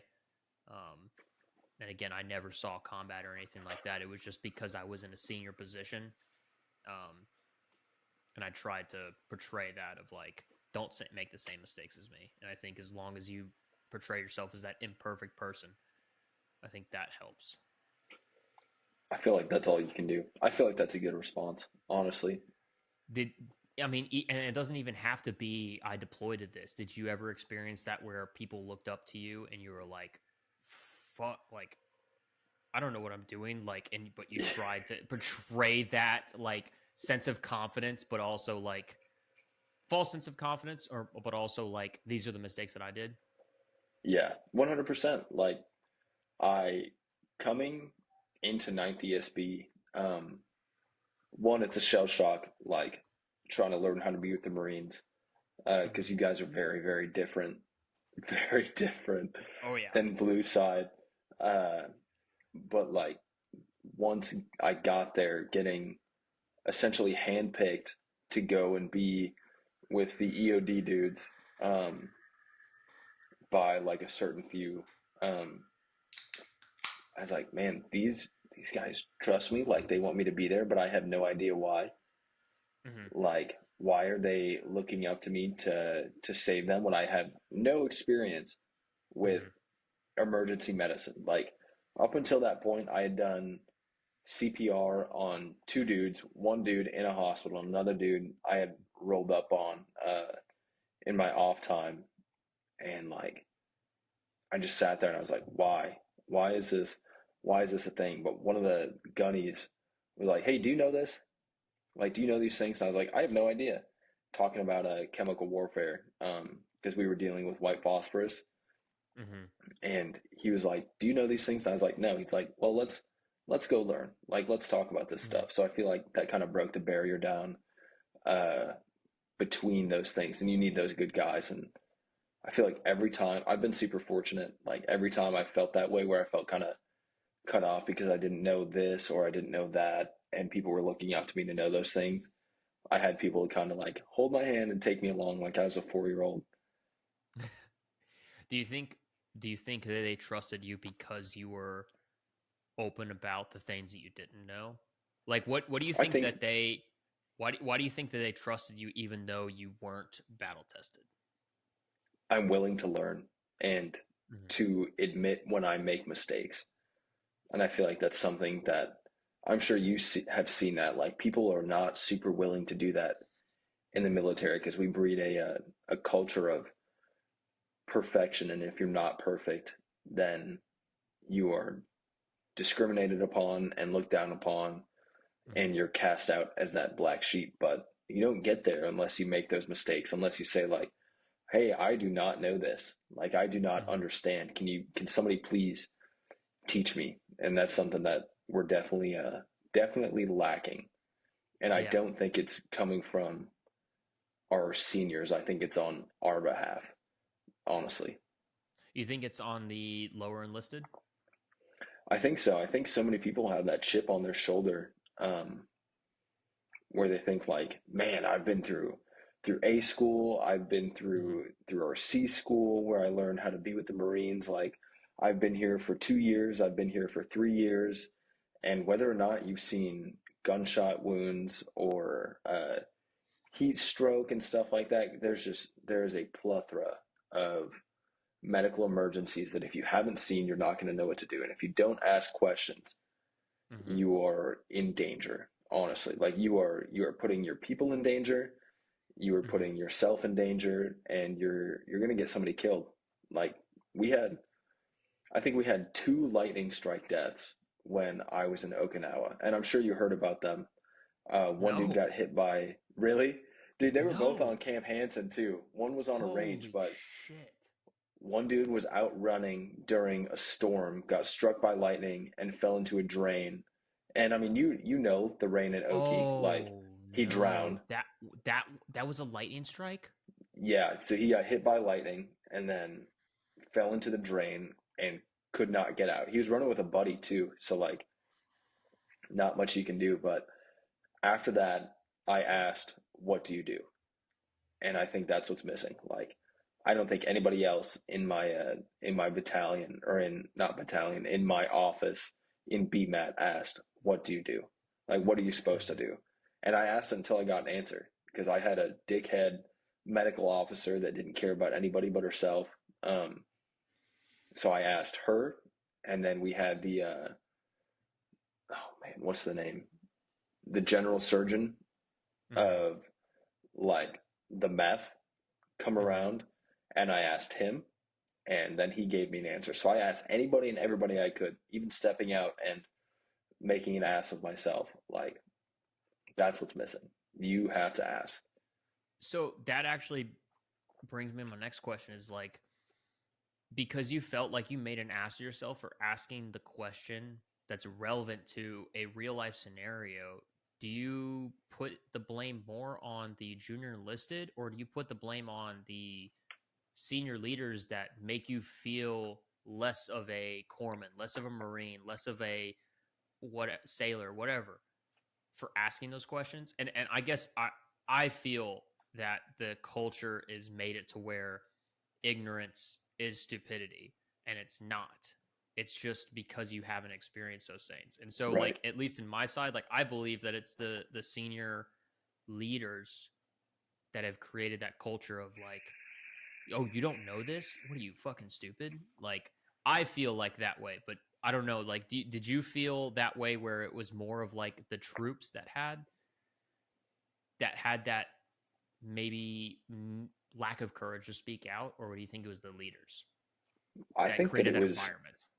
I think it was my peers, honestly, and they were all Mm-hmm. super good people. But I think it was like probably the lower enlisted Marines who were like, "Oh man, you're supposed to know that," because Mm-hmm. everybody that I asked, and most of the time I was asking Marine Corps leadership and stuff like that. So it's a little different um, than your like E3 Marine Corps or like a Lance Yeah. asking a gunny for something that they probably should know, but Mm-hmm. they don't, coming from a corpsman rather than a Lance, somebody in the same like shop or something like that. So I was always going to my Marine Corps leadership to ask questions on things that I should know because all of them were that boomer age, like the nuke everything, like Middle Eastern age and Yeah. stuff like that. Turn So everything to glass. I never felt it from them, like that feeling of being looked down upon, like they have that superiority complex. It always Mm-hmm. came from the people who were my age. Like, why are you asking that? Why do you not know that? Like, go read a book, something like that. And you're not gonna get that from a book. Like, we all read the same books when we were going to A school. We all got the same Yeah. classes taught to us when we were going to FMTB and stuff like that. Like, if you don't know, you don't know. Ask questions. That's it. That's interesting because my experience has been the complete opposite, and I'm glad that you brought that up because like I feel like, especially when people go through their military service, they experience both sides where they feel condensation, condescending attitude upon their superiors or their peers, and so it's interesting to hear that you had it through your peers and less of through your superiors. I think it was just because I was coming in from a different place. Like, I was reaching across the line, Mm-hmm. essentially. So it's like these people don't know what I've learned. Like, we didn't learn Mm-hmm. about any uh, electrical shock, like shock injuries, burn injuries, except Yeah. pertaining to a ship Mm-hmm. when we were in A school, and then they teach you how to measure burns and how to treat them very minutely in FMTB, but that's not going to cover everything. Like, what if it's a chemical Oh burn? yeah. Like, all these Yeah. different chemicals that you deal with. Like, we went through a sea burn class, but our instructor was kind of a dickhead and didn't answer any questions. So I went to the gunny on my first range with EOD, and I still have my notepad out in my little box of everything, almost every single word that he said, because all of it Mm-hmm. was just like a wealth of knowledge that I'd never heard before. And Mm-hmm. not once, I mean, maybe a little bit at the time, but looking back, not once did he ever make me feel stupid. Did he ever make me feel uh, like he was talking down to me? This was Yeah. just man to man because he wanted me to know just in case something happened. Yeah. No, that's really cool that you got that experience. No, I really enjoy that, and especially EOD. Those guys, it's so knowledge based, and Yes. they are so okay with like you actually don't know this. Let me tell you. If you come up to them as a man and be like, I don't fucking know this. Doesn't matter what rank you are, like they will help you. At least Yeah. in the limited experience I've had with techs, and it's good that you've had that, and I'm glad. I feel like the Marine Corps, Air Force, Army, Navy, everybody needs to have that to where, regardless of what you don't know, ignorance isn't stupidity. You Yeah. know what I mean? Um, I feel like Especially the when you only don't know place that you can experience that is I haven't done many field ops like with the Navy because that's just not something that we really do. But Yeah. honestly, the only thing that I can think of and branch that I can think of is experiencing that with the Marines. Like, out with the EOD dudes, out with my Bravo company guys, Hmm. on the worst field op of my entire life. Really made me question who I was as a man. Honestly, it was so bad, dude. But Oh no. like, nobody has rank on it, anything like that. So Oh jeez. if somebody knows something, I'm gonna ask them. Like, I will address everybody I Yeah. know by name. So that was the best part, and I don't think any other time offers that specific situation where you can be like, you're not daunted, you're not worried to ask a question. Hmm. So kudos to you guys, honestly. I don't know if you've ever felt that, but maybe I'm just special. I mean, me personally, I, some of my peers definitely have helped me out, but I've experienced the opposite, unfortunately, and sometimes when it came to my more senior staff and COs. But I'm glad that that's somewhere else. Maybe I obviously got the bad side of that, but Yeah. I'm glad that it's still out there where it's again, it's not you ask those questions and everybody's like, you don't fucking know that. Ugh. Hey, we're all learning this together. Like, especially in the military, Seriously. they thrust you in these positions and expect you to figure it out as you go. How else are you going to So figure it out many, as you go? dude, so many companies and other places have taken to that. Like, with my skill bridge, I got hired Mm-hmm. by them afterwards, after I was like fully out of the military, done with skill bridge, and into a completely different position, into medical billing. No idea what I was doing. Thrown to the wolves. Yeah, Why? that's wild. Like the military does that everywhere in absolutely everything. Why is that a thing? I saw that a lot in the military, and that was one of the things that got irritated me the most. Um, I mean, I like to a small degree, I would always sit my newly promoted corporals, my newly promoted non-commissioned officers down and be like, this is a big change. These are things that helped me throughout the process, and this is what might help you, but this is the mindset you now need to have. And nobody did that for me, and so I wanted to do that for the next generation. It's So yeah, necessary. it is. It is. If you want to create a successful environment of, strong war fighters that are going to, effectively win wars and kill a lot of people, then that's what I mean. That's what we're gonna. No, Let's be it honest. is. That's what the military is. We're gonna kill a lot of people. It is. Do you, Yeah. this is kind of off base, but do you think Mhm. that we're still leaning towards that direction? Like we got told when I went through boot camp that we were going to go to war, that we were going to kill a bunch of people. Like you got actively called killers probably to kind of dehumanize it. Do you think that we're still heading in that direction? Do you think that that people are still being taught that like you have to set your humanity aside and you have to go be a war fighter and kill people? Absolutely. I think one of the if you've ever read, this is one of the few books that I've ever read. It's on killing by Lieutenant Colonel Grossman.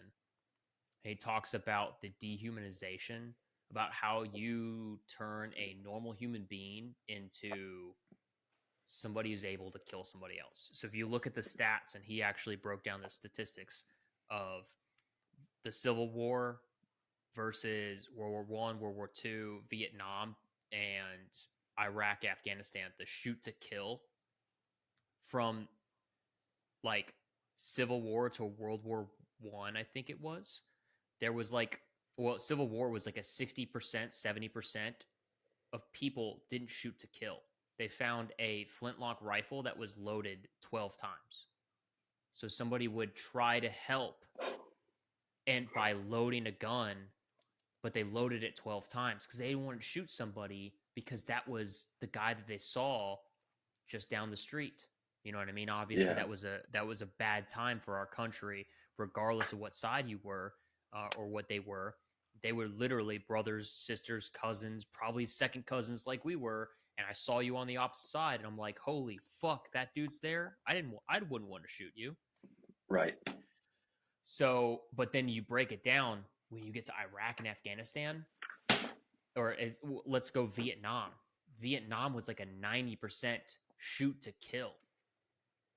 And so they broke it down of like how they basically dehumanize the enemy. And, in boot camp for the Marine Corps, our response to, hey, everybody get outside, ready, move. What was our response to that? Kill. Mm. And so you dehumanize, and you got to the point where you're like, killing's easy. And so we just got really good at that. So to kind of like answer your question, I think we're getting better at that. But I think that's also why we see a lot of PTSD, why we saw a lot of PTSD with Vietnam. One of the reasons. There's a lot of reasons, I think. We saw PTSD with Vietnam veterans. But why we see a lot of PTSD is we dehumanize the enemy, and we're like, how do we solve that? So it's really hard to go down that rabbit hole. But I think we do. But I think the average person nowadays, especially since we've been in the same war for 20 years, doesn't think that they'll do that. I've run into that a lot in the Yeah. Navy. There's so many just fat dickheads. Yeah. Like Oh, there's yeah. and you'll see fat Marines, but fat Marines can still run their, you guys call it a PFT, right? Yeah. They can still run a first class PFT. They're in the gym like benching 275, deadlifting 405. Yeah. But a fat Navy person, Mm-hmm.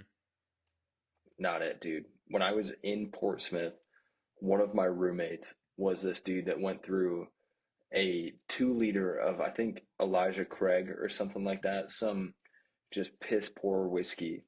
Bottom shelf. Yeah, every other day. He was light duty, so basically he stood watch and sat at home, and he Yeah. was just like the bottom of the barrel. And there's Mm-hmm. so many people like that. Like Mm-hmm. that dude could not run a mile without dying if you Mm-hmm. asked him to. So that's why I asked that, if you thought like, are we still breeding war fighters? Because I think maybe in the Marine Corps, in a branch where it's kind of focused on that, but in the Navy, a lot of it is just keep things afloat. Like, don't let the ship go down. A lot of it, we have rates completely dedicated to stocking stores on the ship, and that's all Mm-hmm. they do. So it's like, do you think everybody is ready? I That's where I understand why you would say that. Like, have you dealt with a bunch of other branches while being in? A couple others. I mean, I obviously have a secondhand experience with the Air Force. I hang out with a Right. lot of the wife's friends, coworkers, and such like that. So I can see that perspective. Um, so yeah, I have. It's it's interesting to see that because a lot of those people don't join the military to kill somebody. Hmm. And and to be honest, it's the military. It's not a frat. It's not, college. It's not whatever, like however many people join for anything like that. The military is designed to destroy an enemy when necessary. Whether you do that by supporting the people who actually pull the trigger, dropping bombs, whatever. That's the purpose of it. I don't think that a lot of people understand that now, but that I think goes along with the peacetime that we're in. We're not Yeah. like you and I are subjects of that. If you had given either of us 48-hour notice of, hey, 48 hours, pack your bags, or going to, Iraq, Afghanistan, Israel, Ukraine, wherever, we'd be dude, we'd be packed within 5 hours. You know what I mean? Yeah. We'd be ready. Ready to go. Um, but but you don't see that a lot because it's not an active, like a holistic thing. The whole military isn't going to do that anymore. So you see a lot of people who don't understand that, and it creates a different problem where you don't have buy-in Hmm. of the importance of what you're doing. And then people like you and I have this identity crisis of, because I didn't go to Iraq, to Afghanistan, to Ukraine, wherever, I didn't contribute at all. And then when we get out, we feel like we haven't accomplished anything, we haven't done anything, but it's not that. Regardless of your service in the military, you did stand as a serving force in the military. You did stand as what is worldwide recognized as the best military force, regardless of our opinions of that, right? Like, we've seen the bad side of it. It's still the best. It's hard for us to understand that regardless of that service, we did serve as that standing force. Right. And so you see it both ways. We were at least preparatory for, Preparatory, or, hey, don't fuck with us. yeah, at Yeah. least, especially being over there in Japan, like Mm-hmm. right next to where everything is going to pop off. Uh, like at least showing some resemblance of force and somebody that can stand up and say like, "Hey, dude, quit tugging on my dick." Like, if you Oh, do, yeah. like, we're gonna show you what's up. Oh, Uh, yeah. I don't know. I take pride in that. Like getting to do the ops where it's like, man, this is so monotonous. This is so stupid. But getting to look back at it now, you obviously don't think of it then. At that point, No. you're like, man, this sucks. I'd rather be drinking with my buddies or like in my barracks room playing video games, or for Mhm. you, like hanging out with your wife. Yeah. Like I'd rather be anywhere else but here. But now looking back at it, you get to say like, man, that was worth it. Like that was a good thing. Oh yeah. Yeah, and it sucks that sometimes people don't have that reconciliation, but they don't Yeah, understand that. And so unfortunately, some of us get phone calls from other people that are on the edge because they think that their service wasn't worth it, you know? yeah, And so it's rough. It's rough hearing that. And but I feel like a lot of people need to understand that regardless of it, as long as you serve honorably and you didn't do any really weird stuff whilst in the military, you served as that protected force of the military and your service is honorable and you did no save matter what lives. you've done or what you Exactly. didn't do, like it still mattered. It still counted. Exactly. It still counted. You still rate. Yeah, Yeah. man. Speaking of that kind of like mentality of where you're like down and out, what was, if you're comfortable answering, what was the point that you're most down and out while in the military? Man, while in the military, Mm-hmm. I would say so. One of the first ops that I went on, I was with, I think it was Bravo Company of 9th ESB. Mm-hmm. Um, and one, I just did not want to be there. Like I was used to the cush sleeping arrangements of being with EOD in the kill Mm-hmm. house, like getting my own cot and stuff like that. Dudes running out to get McDonald's at 1 a.m., like getting to leave the range. So I was a little bit spoiled, to be honest. But I was on Yeah. this field op, and like Okinawa can get kind of cold. It can. Oh Um, yeah. Oh yeah. and we were in the field in the rainy season on the bridge between. I mean, not the rainy season, but it was raining It's on the always the bridge. rainy season. It is, dude. Oh man, but it was on the bridge of being like just stepping into the cold season, Mm-hmm. and we were out in this range. I don't even remember what range it was, but we were there for like 2.5 weeks, almost three. Mm-hmm. And on one of the last nights, like you're after being out for that long, you're tired, dude. Like you are Oh yeah. worn out, you are beat down. Oh yeah. Your morality is no longer there. Like you're no longer human. I haven't changed my underwear in like 7 days because I ran out. Yep. And we were running slick, so I was not changing, like surviving off of Cliff Bars and like just messed up MREs. And Mm-hmm. it's 2 a.m. in the morning, and I'm still awake because it was like a simulated op four meeting. Mm-hmm. So everybody's shooting their blanks, thinking that they're super cool, but the experienced dudes are sitting there yelling bang bang bang because they don't want to pick up their spent casings and stuff like that. Um, Yeah. so we're just sitting there yelling, and it starts to rain, and the op four dissipates. They're no longer there, and I'm like, oh, I Mm-hmm. better get out my tarp, and my tarp starts to stoke through, and I'm like, man, now I'm cold, I'm tired, I'm wet, I have no other camis. I'm not going to go back to like the resupply point for another 3 or 4 days, and I can't sleep.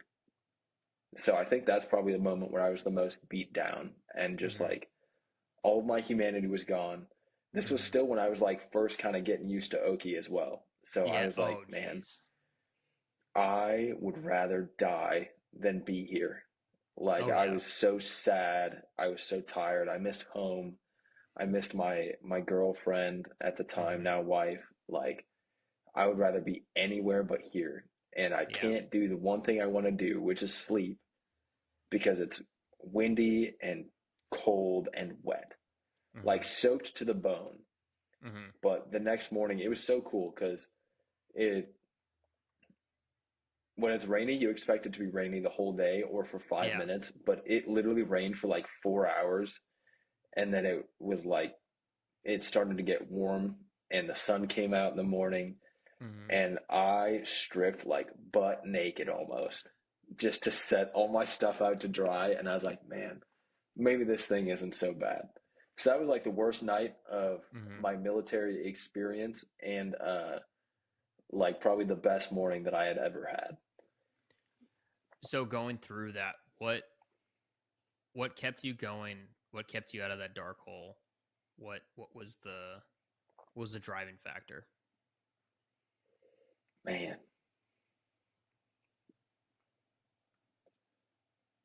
that's tough. I think I just kind of sucked it up until morning came. Like I've always Hmm. been a I can do this for 5 minutes kind of Yeah. person. Like I don't like to do cardio. I like to lift weights, but I'll do Hmm. cardio every now and then. So like I can run for 5 minutes. I can do Yeah. this for 10 minutes. So that's kind of what it was. Like sitting there looking at my next bought $20 G-Shock watch. Like, oh, it's only been 10 minutes. And then looking back, oh, it's been 2 more minutes. Like I can do this. I can keep going. Yeah. Uh, and then I had a more experienced fire team leader dude Hmm. who was right next to me. He's like, "Hey man, this is okay. Like sometimes it sucks, sometimes it's bad, Yeah. and that's okay too." Like he literally said, "If you do not have the bad times, how are you supposed to enjoy the good times?" And I was like, that's really gay of you to say right now, but like that's okay. You're right. You're right. But you sound Yeah. really fruity, and I'm gonna make sure that my belt is Yeah. tight. No, no, that absolutely rings true. I've definitely heard that too. So it can't be that fruity, you know? No, that's yeah. No, that I think leaning on other people is a big thing. You know what I mean? Like when you have that other person in there, and you never know, that person could have been faking it the entire time, Yeah, too. And it kind of goes into that whole thing. It was like you have to be strong for the other people.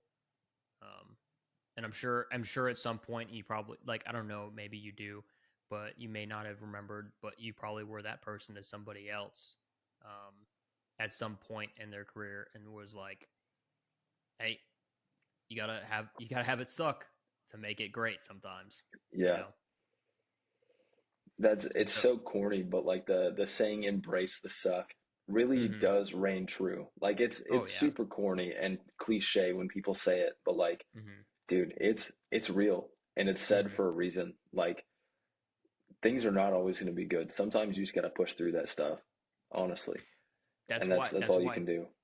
Yeah, that's why dark humor exists in the military is because you're like, this is the worst thing that's happening to me. Let me make a joke about it, you know? Like I'm gonna go, but I know that you're gonna be there with me too, dude.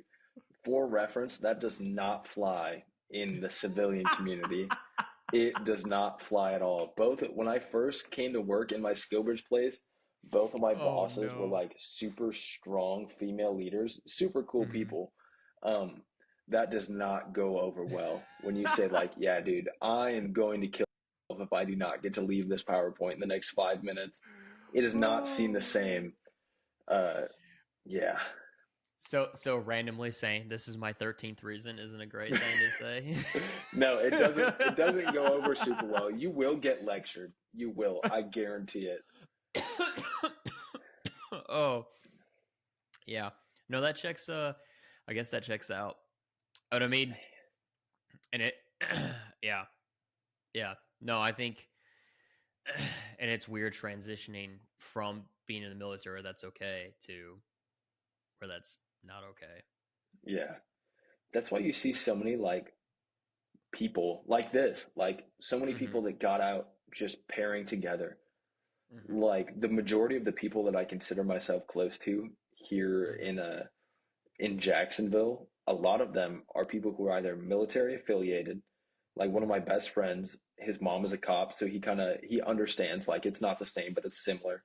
Yeah. Um, like most of the people that I am close with are military affiliated, or my wife, Mhm. obviously, who understands it. Yeah. Um, and then like my buddies that I got to serve with and stuff like that. Mhm. So nobody else gets it, dude. nobody else seems to understand that there's ways that you cope with it, and there's things that you talk about and that you don't talk about, and Yeah. there's ways you react to things and that you talk and you just accept it. Nobody else Yeah. gets that. Yeah. And it's it's hard transitioning that and learn how to deal with those things in a different way once you get out. And Um, I've noticed that a little bit, not as much because obviously my wife is active duty, and so I get a little bit of that. But it's hard to transition out of that into a normal working force because, again, like you said, you say those off the wall things and people just give you a side eye. And Yeah. I don't know if that's obviously it's the healthiest thing while you're in, but is that the healthiest thing while you're out? It's something that I've obviously been working through, and trying to understand if that is the healthy way of mitigating those things, or if that's just something that I need to go through. You know.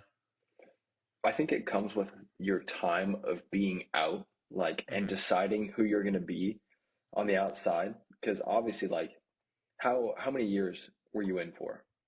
9. So obviously, that's a large chunk of your life, Yeah. like, and that kind of shaped who you are as a person. Like, I was only in for 6, barely, and I feel like that shaped who I was as a person. Mm-hmm.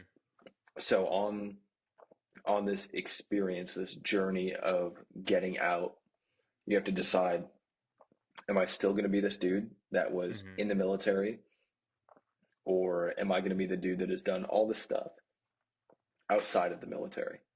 Yeah. Like, after that, you have to really choose who you're going to be, once you're out, because obviously there's a person who you were when you were in, and that's got Yeah. to be different than who you were when you were out. Like, it's going to be different either way. And But you have to choose who you want to be and then go forth carrying out those reactions from the things that you've learned. and I think I was talking about this with another person,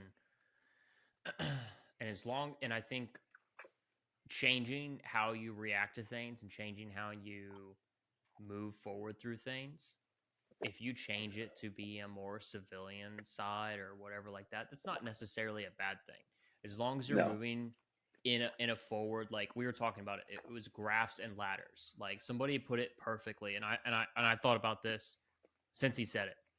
He was like, "Hey, military is like a ladder, right? You're climbing the ladder, and all of a sudden you get out, and you have to climb this civilian ladder. hmm Like you have to get off the military ladder, but you already know to climb a ladder, and so it's harder once you get past a certain point, but you already know how to climb a ladder, and you just have to learn. This is a different ladder. I have to learn it like that. As long and I put it as a graph. As long as you're moving in a forward progress, you're gonna dip, but as long as you're moving that forward progress of improving yourself as a human being and everything like that, I think that's the only thing you can ask of yourself as a vet and as a better citizen of these yeah, great United States. progress is not always linear. It's No. not, and it's not expected. It can't be expected to be like, I'm sure you, in the time that you've gotten out, have experienced kind of the dip and the progression. Like, at first you're like, man, I can do whatever I want. Everybody, the first thing they go to do is go smoke weed, even if they haven't done that Yep. before. Mm-hmm. um but then they're like, man, like, what do I do now? Like, who What do I do with? what do I Yeah, do with my hands? exactly. But they're That's where like, I'm at right now. dude, it's so difficult after being so used to staying busy and there always being something to Oh do, yeah. coming out to a place where, like, there is an end to that checklist. I don't know Yeah. if I'm ever going to find the end of that checklist, but there is an end to that checklist. Yep. uh Progress is not always linear, especially No. once you're, even when you're in still, like, you can progress and you can mess up. That's why you see people get knocked down, and then going back to being the greatest Absolutely. leader. Like, my wife and I were just at the Corpsman ball last weekend, and Mm-hmm. there was this dude that is the youngest, I think he said force or fleet master chief, uh of all Mm-hmm. time, like in the Oh entire wow. Navy in its history. And he's like, yeah, when I was a first class, I got knocked down. And I was like, he didn't say what he did, but I was like, Yeah. I know you were freaky, dude. I know you Yeah. were freaky. Yeah. Uh, like I know why you got knocked down. You don't have to say anything. But Yeah. like that progress is not always linear, and he came back to Mm-hmm. to go and do incredible things. And Mm-hmm. that's how it is for vets. Like you have to realize just because you're in Mm-hmm. that hole doesn't mean you're not gonna shoot out. Like sometimes it's the slingshot effect where you're getting pulled back Yep. and then you soar forward. Absolutely. No, no, for sure. And it's hard seeing that while you're in that hole. It is. It is. Yeah. You don't recognize it. Like you don't recognize No. the path ahead of you. You just see where you were and you're like, man, why am I back here? Like why am I Yeah. still dealing with this, struggling with this, not getting that job, not getting business off the ground? You're like, man, Mm-hmm. why does this suck so much? And I think the reason why you see so many vets like calling it quits is because they don't have anybody to go through that with. Like when I was in the worst time of my life, I had somebody right there next to me, Yeah. like in my military experience. But when you're a vet, it's not the same. Even if you think you can talk to people, like everybody feels alone at some point. Oh, absolutely. And I think that's the biggest thing is finding somebody you can lean on and have that conversation with, that open conversation with, and say, Yeah, I need help. And it's hard to say that. So, it is. That's why yeah. things like this are necessary, even if it's supposed to be more of like a joking, less Yeah. serious type of thing. Like still getting into those serious things. Oh, yeah. Like I you think, have yeah. to be able to talk about it. Yeah, you have to, regardless of how down and out you think you are. Um, you have to have somebody to come talk to. Yeah, And regardless of who it is, you got to figure that out. yeah. Well, David, dude, it was great talking to you, man, and it was a great talk. I think we covered a lot. But dude, it was great seeing you. I'll see you next week. I think, right? Yeah, we're Dude, doing yeah, something next I'll be week. up Yep. there. Yeah. Awesome. Yeah. I'm 4th of I'm figuring July. out what we're gonna go do. Yeah, 4th of July. Yep. So, but dude, it was a great seeing you, man. Great talking to you, man. I appreciate your insight on a lot of things, dude. I Um, appreciate it. Thanks for having I me on, brother, man. it was It's been a privilege. dude, it's so fun to do this. Again, this is all an excuse to just talk to all the homies. So, Yeah, I love that. but yeah. All right, brother. All right, I love you, brother. We'll talk Love soon, you, man. brother. I'll see you later. Bye. Yeah.